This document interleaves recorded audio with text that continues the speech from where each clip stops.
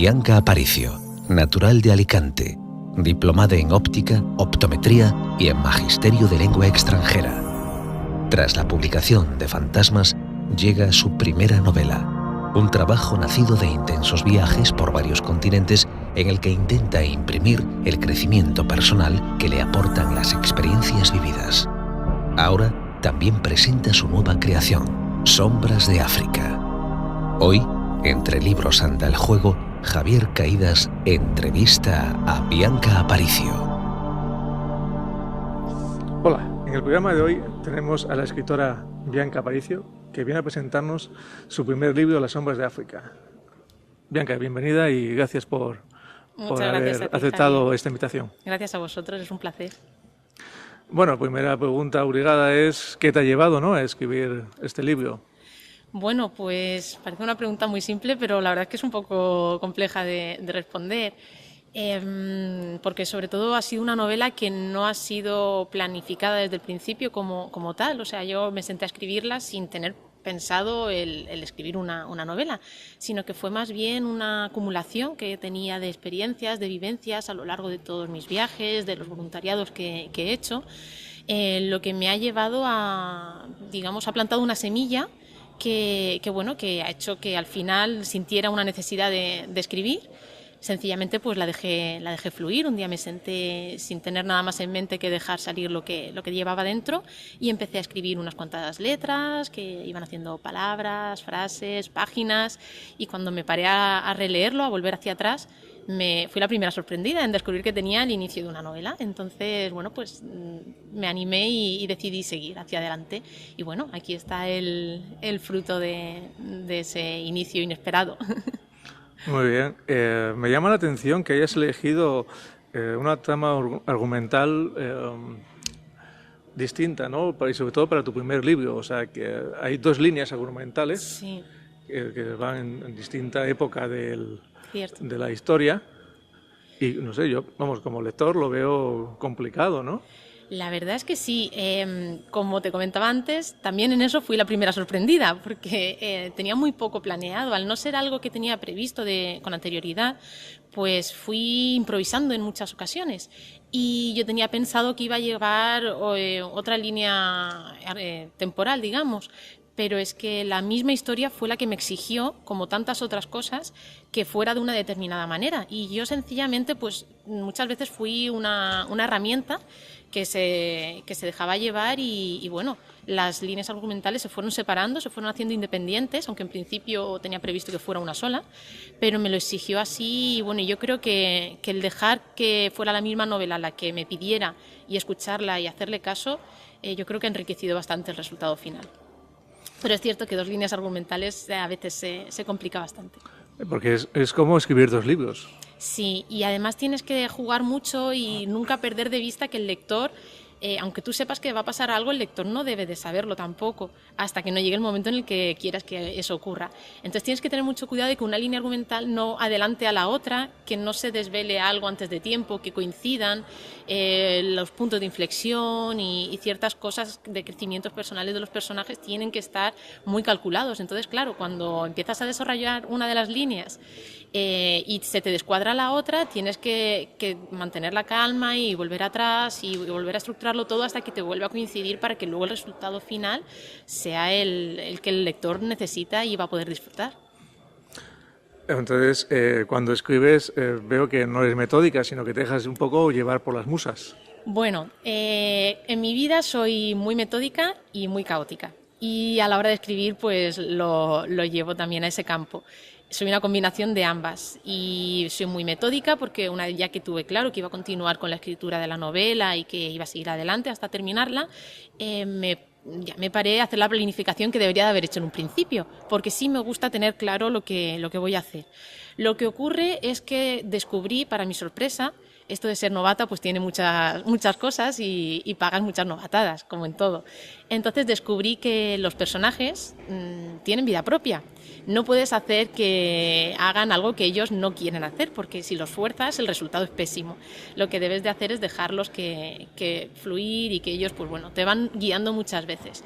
Entonces toda mi metodología, todo el cuidado que yo había puesto en la planificación por capítulos, va todo muy especificado, pues bueno, llegaba un personaje y decía que no le daba la gana hacer lo que yo tenía previsto y no le daba la gana y tenía que hacer él otra cosa, entonces se me iba toda la planificación al traste y al final me acababa. He tenido que darle mucho a la tecla de suprimir para volver a cuadrarlo todo.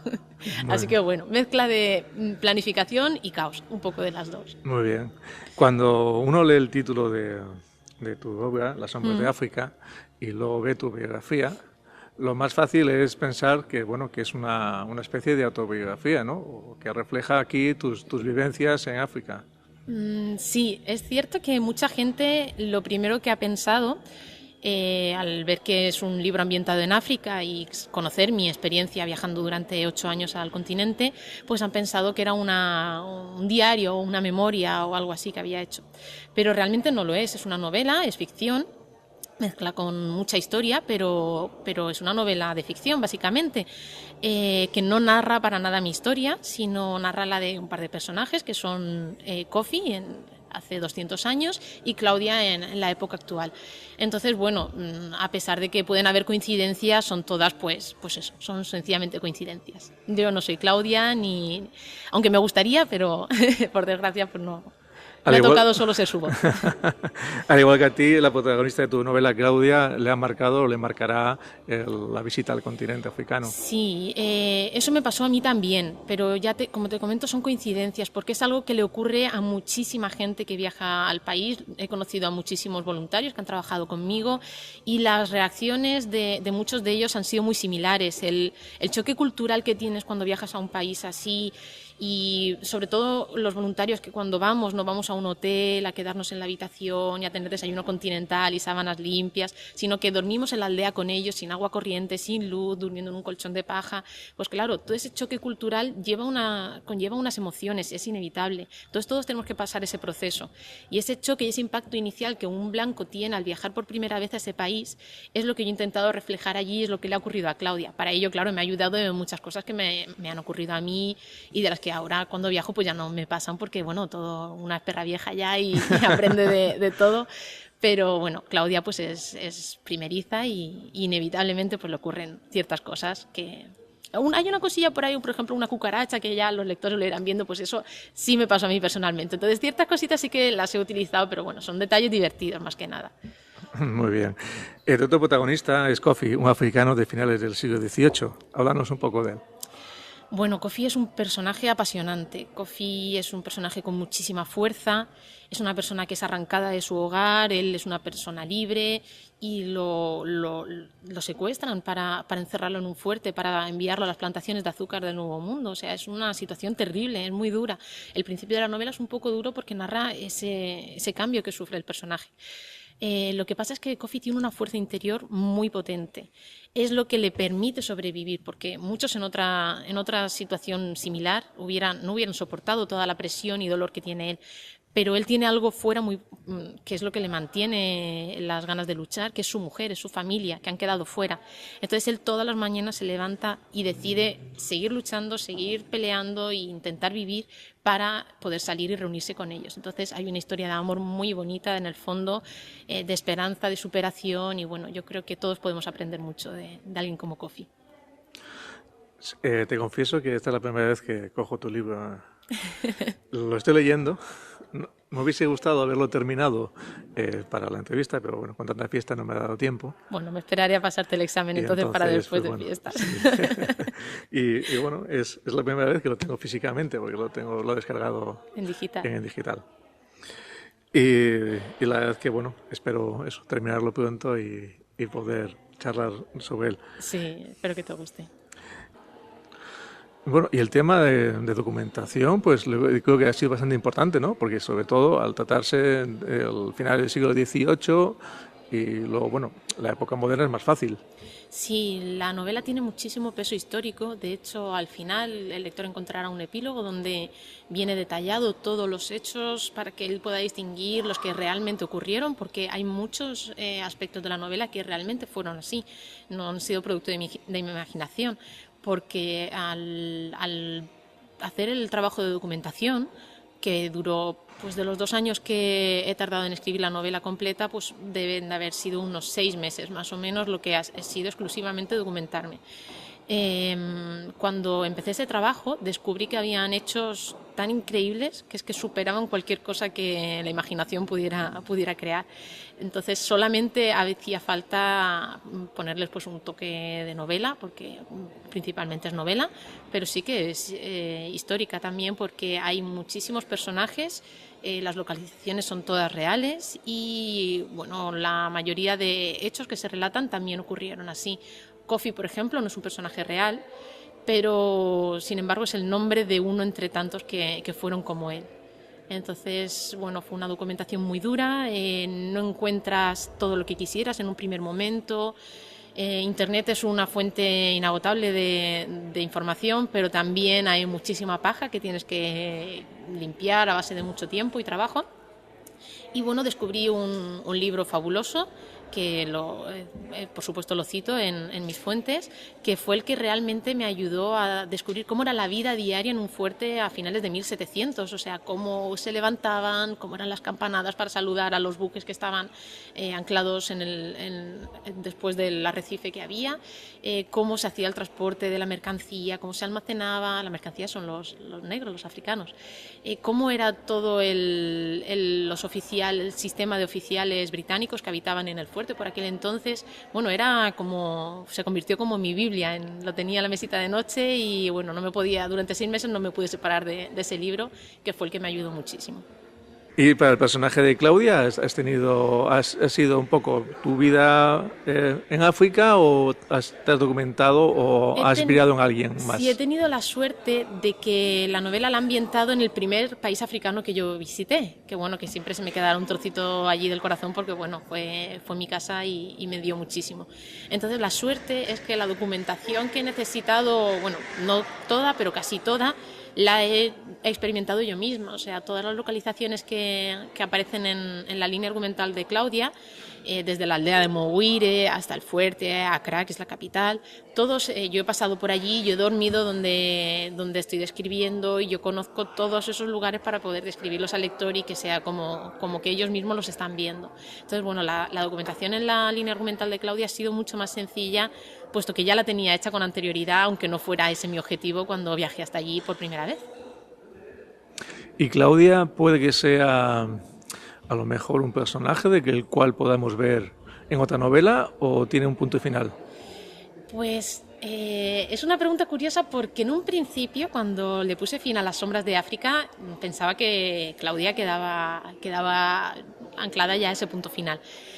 Pero últimamente estoy dándole vueltas a una idea que puede ser que volvamos a ver a Claudia y a Cassie, que es su fiel ayudante. Puede ser que los volvamos a ver. No, ahora ya no rechazo la idea tanto como en un principio. ¿Quién sabe? Muy bien, muy bien. Me llama mucho la atención la portada de tu libro. ¿Cómo la has elegido? Bueno, cuando haces autoedición, otra de las responsabilidades que tiene el escritor es la elección de la portada. Y bueno, tenía al principio otra idea completamente diferente y todas mis elecciones estaban yendo hacia ahí, hasta que un día de repente fue como verlo claro que tenía que ser esa y bueno, ya la trabajé un poquito sobre ella, la pulimos, la dejamos pues tal y como la veis ahora, pero bueno, fue un cambio de última hora del cual no me arrepiento, estoy contenta. Muy bonita, la verdad que muy evocadora, ¿no? Es un poco la vista que podía tener Claudia cuando llegó a la playa por primera vez o Kofi desde su celda. Escuchando las noticias estos días, me ha llamado mucho la atención, sobre todo, bueno, coincidido también que estaba, como te comentaba, leyendo tu libro, y hay Pues un poco una vuelta al siglo XVIII en respecto a la piratería, ¿no? A la piratería y al trasiego de personas humanas. Sí. Esta semana pues hemos recibido una noticia impactante de un barco a la deriva lleno de inmigrantes. O sea, seguimos. Terrible. Sí. Una vez me preguntaron si, porque el título de la novela Las sombras de África hace referencia a todas esas personas, todos esos esclavos que perdieron su identidad, perdieron su nombre, su vida, para ser enviados como mercancía. Eran tratados incluso peor que los animales. Entonces pasaron de ser humanos a ser sombras. Y una vez me preguntaron si hoy en día yo opinaba que seguían habiendo esas sombras. Y por desgracia tengo que seguir diciendo que sí, siguen existiendo. De hecho yo las he visto, porque hay muchísimas formas de ser una sombra y perder la identidad de un ser humano y la libertad, que es el bien más preciado que un ser humano puede tener. Y por desgracia, bueno, pues he tenido que ver situaciones muy complicadas a lo largo de mis viajes. Y bueno, pues yo intento siempre luchar y poner mi granito de arena para que la situación mejore, pero bueno, evidentemente pues está en manos de muchos y más poderosos, y nosotros pues podemos hacer lo que podemos hacer. Bueno, como se suele decir, gano no hace ganero, pero ayuda al compañero, ¿no? Lo intentamos. Bueno, también tengo entendido que los beneficios del libro pues van destinados a la ayuda y creación de una escuela de una aldea masái. Sí, a ver, va a ayudar al continente africano, siempre parte de los beneficios de la novela, porque me parecía que era de justicia que lo que tanto me ha dado a mí ese continente pues vuelva un poco también hacia ellos, porque es gracias realmente a lo que ellos me han enseñado y a las experiencias que yo he tenido en sus países y en el continente, lo que realmente me ha permitido tener la sensibilidad necesaria para poder llegar a escribir una novela como esta. Entonces me parecía que era pues necesario devolverles parte del favor que ellos me han hecho a mí, y como siempre pues estoy ahí para intentar echarles una mano, y en este caso estamos ayudando a todos los lectores y yo a una aldea masái que están en construcción de una escuela. Están también con las viudas, que tienen una situación muy complicada en Tanzania, y gracias a la Fundación Carpio Pérez, que trabajan muy duro allí, pues bueno, gracias a ellos podemos echarles una mano, y bueno, todos los lectores pues quiero darles las gracias, porque sin ellos tampoco sería posible. Genial, la verdad es que una buena obra. Para la publicación de este libro te has decidido por la autoedición. Sí. ¿Ha sido muy complejo? Es una decisión complicada, pero bueno, yo de momento estoy muy contenta, estoy aprendiendo mucho de ello, y bueno, es un paso más para seguir trabajando, y bueno. Bueno, también he visto que, bueno, igual que yo, pues está la forma digital, ¿no? Sí. Del libro. Está teniendo buena Sí, la verdad es que acogida. sí.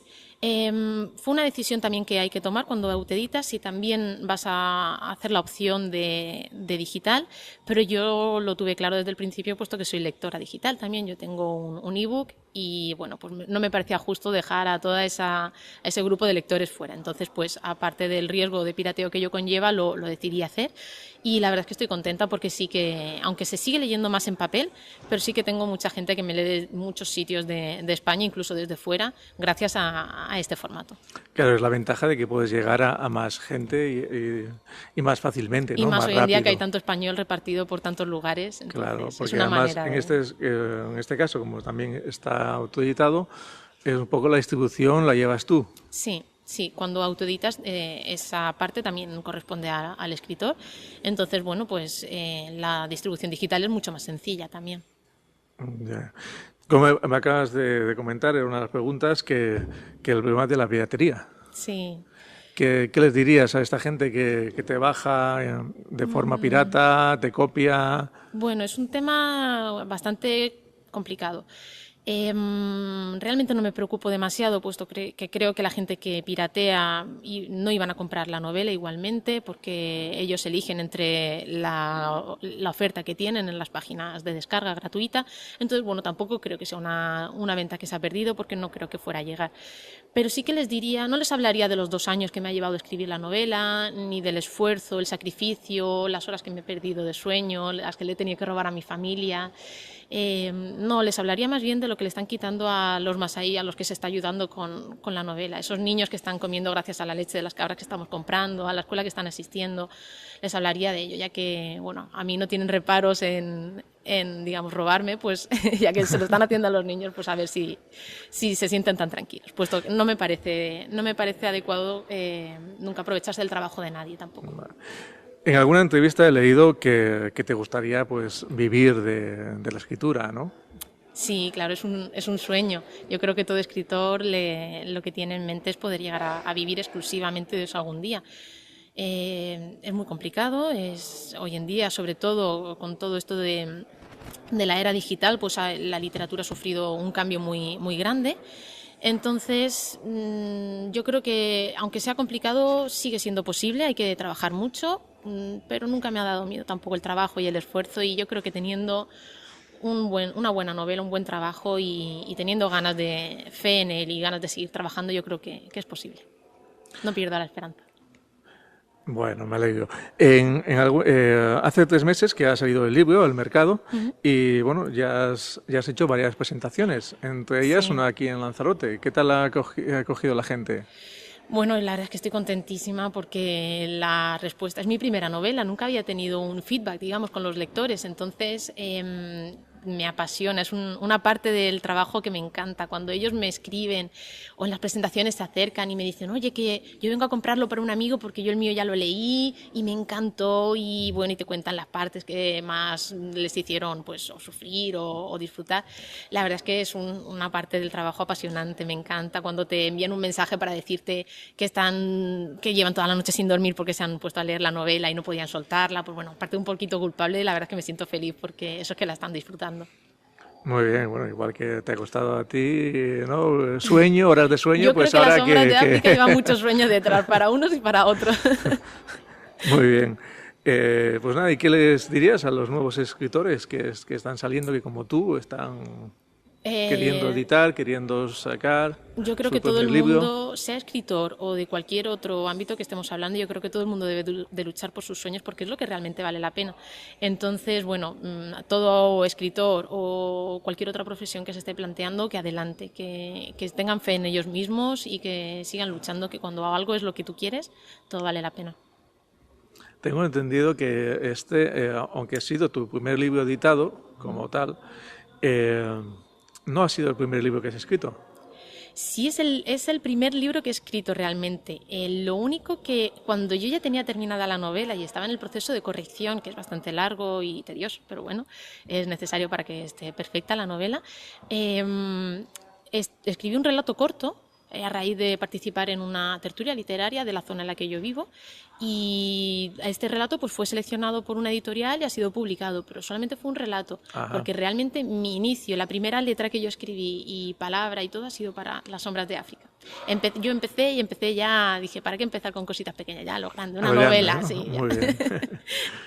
Y bueno, ¿ya hay el germen para la segunda novela? Sí, ya está en marcha, está empezada, va poquito a poco porque bueno, la promoción de Las sombras de África me está absorbiendo bastante tiempo, entonces estoy deseando que esto me permita descansar un poquito para ponerme con la siguiente, porque va a ser un proyecto precioso.